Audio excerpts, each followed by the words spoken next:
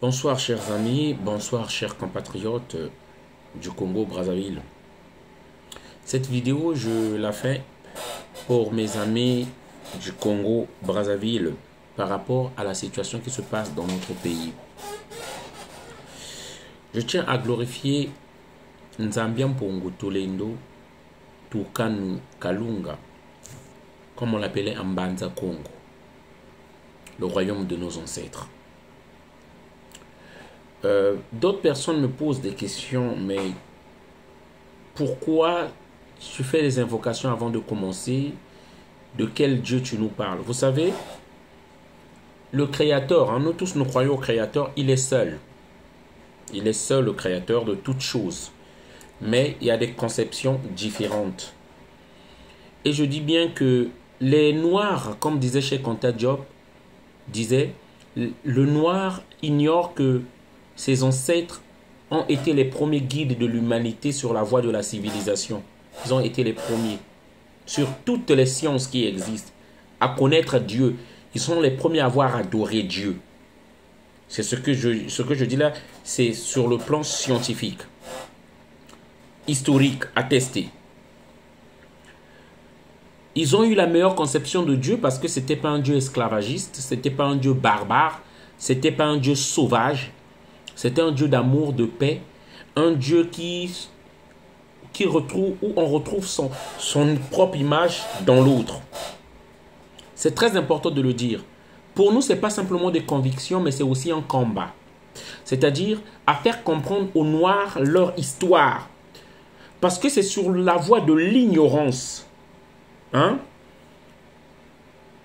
C'est cette voie de l'ignorance qui nous conduira vers la guerre, la destruction et à nous détester. Simplement parce que nous méconnaissons l'histoire. Nous tous nous apprenons. Moi, je ne connais pas grand-chose. Nous aussi, nous apprenons et nous comprenons. Et une fois qu'on a compris, on veut faire comprendre les choses et on veut faire changer les choses. Alors, c'est pourquoi nous parlons d'eux. Nous parlons de nos ancêtres parce qu'il n'y a que nous qui pouvons parler de nos ancêtres. Personne d'autre. On nous a fait détester nos ancêtres. On nous a fait penser que nos ancêtres ont commis les pires atrocités de l'histoire. On nous fait détester Pharaon.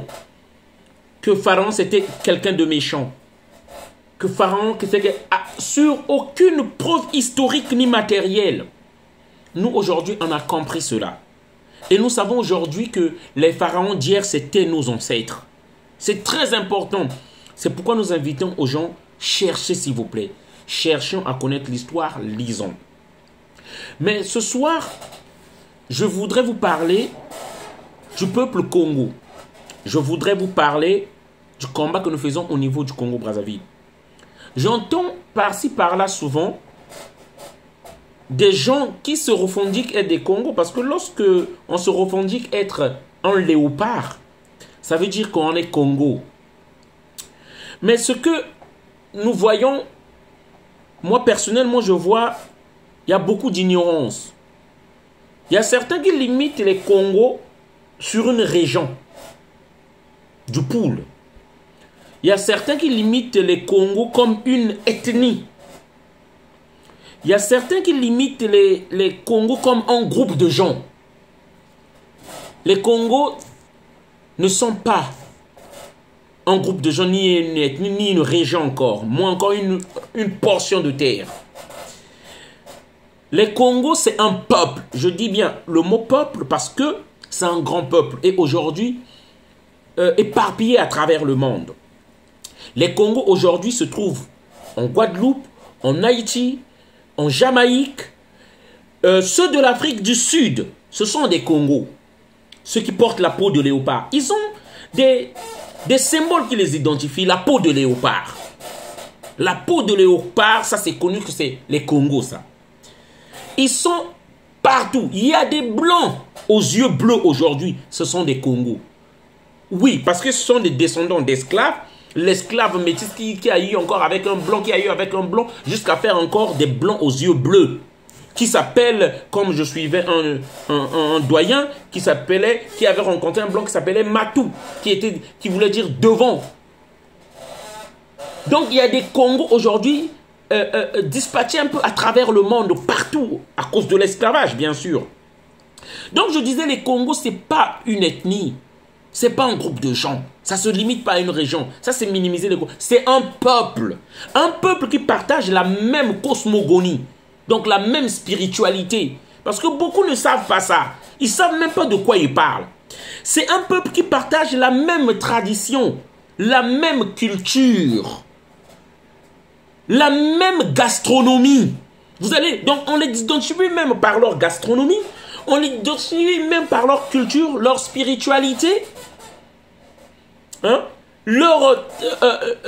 Ils partagent des ancêtres communs. C'est ça les Congos. Ceux qui disent, ils partagent surtout une langue commune. Voilà. Ceux qui disent Meno, ceux qui disent Minou, Mounou, Mono, ce sont les Congos.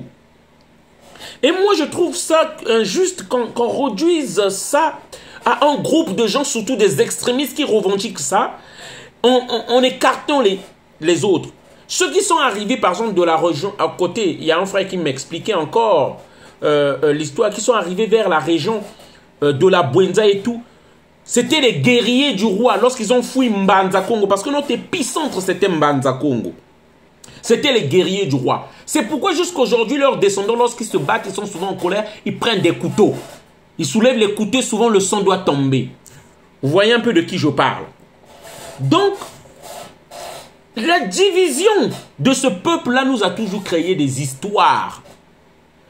C'est pourquoi d'ailleurs, je fais cette petite vidéo pour expliquer, c'est à chaque fois parce que nous avons eu des divisions que le malheur est arrivé. C'est à chaque fois lorsque nous avons notre jalousie, notre haine, que le malheur nous arrive. Il y a quelques mois, voire 8 mois, 10 mois, j'avais contacté un oncle qui avait travaillé avec Kolela père et avec Kolela fils.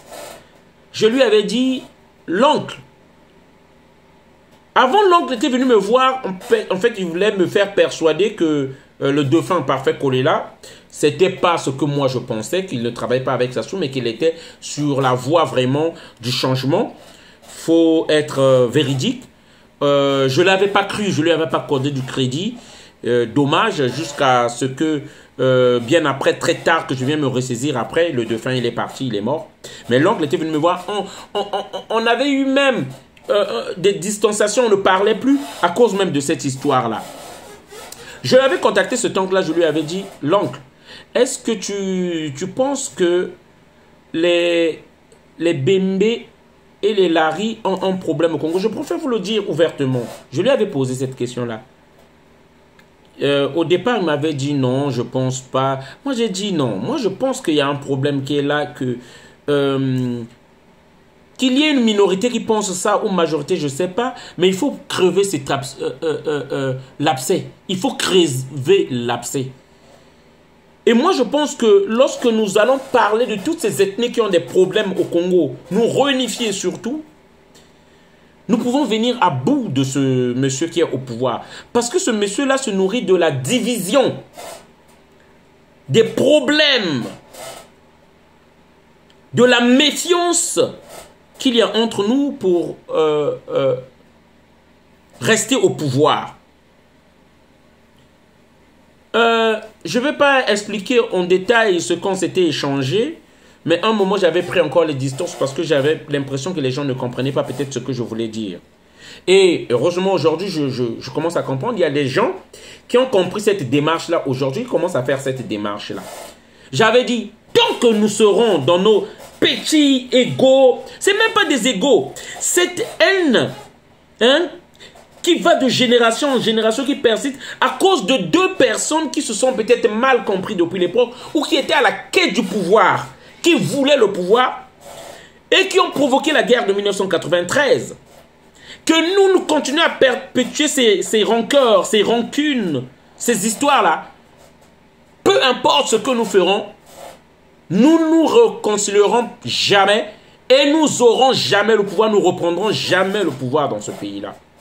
J'avais expliqué qu'il était temps d'en parler, de crever l'abcès et de laver les mains et de passer sur autre chose. L'unité, c'est une bonne chose. Il y a des compatriotes qui en parlent. C'est pourquoi moi je dis toujours une leçon. Je vais terminer par là, chers compatriotes du Congo-Brazzaville. C'est une règle de base. C'est pourquoi je ne m'attaque jamais à ceux qui parlent de cette unité-là. Au sud. Moi, jamais je les attaquerai. Même s'ils ne m'attaquent jamais. Parce qu'il y a des règles de base. Vous ne pouvez pas attaquer ceux-là avec lesquels vous êtes du même front.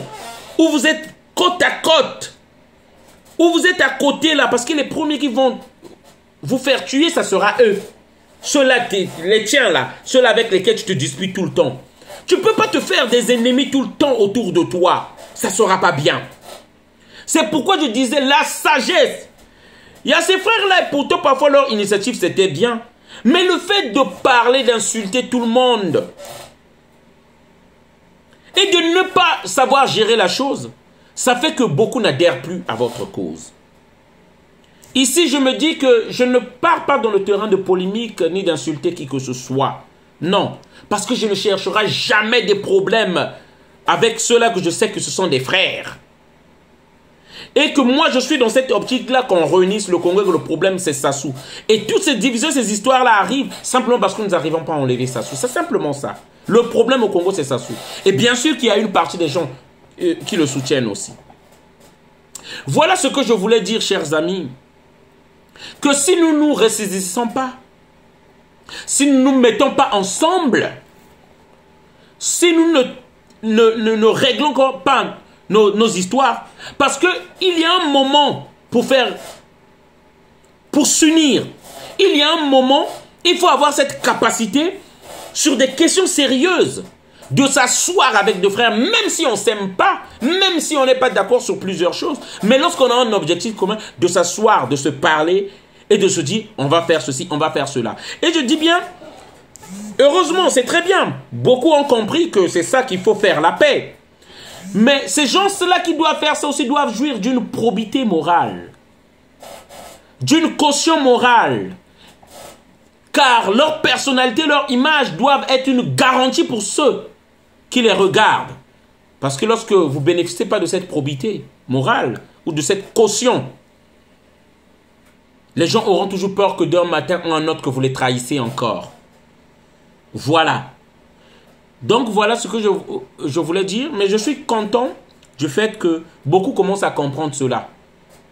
Que tant que nous nous arrangeons pas ces préalables là, rangeons les problèmes et lavons les mains, faisons la paix et une solidarité, une unité, ça sera impossible de déraciner ce baobab là, de faire tomber ce téléphone là. Et tout se fait à la base des moyens financiers. C'est ça qui est le nerf de la guerre. À bon entendeur, salut. Merci de partager la vidéo.